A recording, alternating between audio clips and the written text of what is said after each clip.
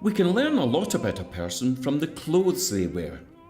Costumes help to show whether the opera is set in modern times or in the past, and what each character is like. This one is being made for a singer who will play a very rich lady.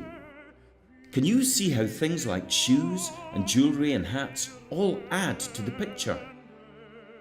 Once a costume is made, everything is checked to make sure that the singer can perform in it and that the fabric and design of the costume look just right for the part and the time period.